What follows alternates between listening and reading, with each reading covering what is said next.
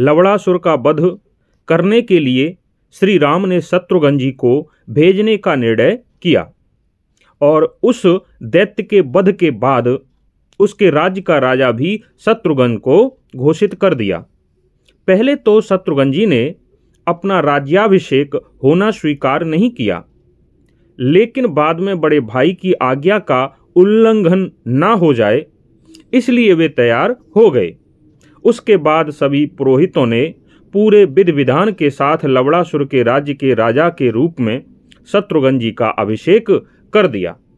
अभिषेक हो जाने के बाद श्री राम ने शत्रुघ्न जी को एक दिव्य अमोघ बाण भेंट किया और कहा कि इसी दिव्य अमोघ बाण से तुम्हें लवणासुर का वध करना है। शत्रुघ्न को श्री राम ने बताया कि जब उन्होंने रावण का वध किया था उस समय भी इस अमोघ बाण का प्रयोग नहीं किया था, क्योंकि इस बाण का प्रयोग करने से बहुत से प्राणियों के नष्ट होने की आशंका थी। इसलिए अब इस दिव्य अमोघ बाण का प्रयोग करते हुए तुम्हें लवणासुर का वध करना है। उसके बाद श्री राम ने उस दैत्य के बारे में शत्रुघ्न जी को बताया कि लवण के पास उसके पिता का दिव्य शूल है। वह अद्भुत दिव्य शूल उसके पिता ने कठोर तप करके महादेव जी से प्राप्त किया था। लवणासुर उस शूल का प्रतिदिन पूजन करता है और उसके बाद महल में ही किसी गुप्त स्थान पर रखकर अपने आहार के लिए अपने महल से बाहर चला जाता है।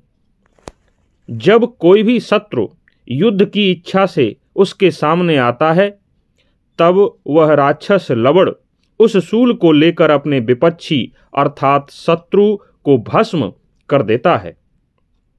हे शत्रुघ्न, जिस समय वह शूल से रहित हो अर्थात जिस समय उसके पास शूल न हो और वह अपने नगर में भी न पहुंच सका हो, इस समय पहले से ही नगर के द्वार पर जाकर अस्त्र शस्त्र धारण करके उसकी प्रतीक्षा करते हुए डटे रहना और जैसे ही वह राक्षस अपने महल की तरफ आने लगे ठीक उससे पहले ही तुम उसे युद्ध के लिए ललकार दो।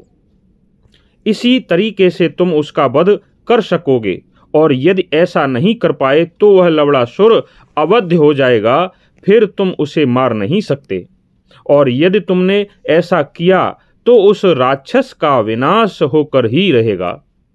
ऐसा कहते हुए श्री राम ने शत्रुघ्न जी को 4000 घोड़े, 2000 रथ, 100 हाथी और 10 लाख स्वर्ण मुद्राएं शत्रुघ्न जी को भेंट कर दी।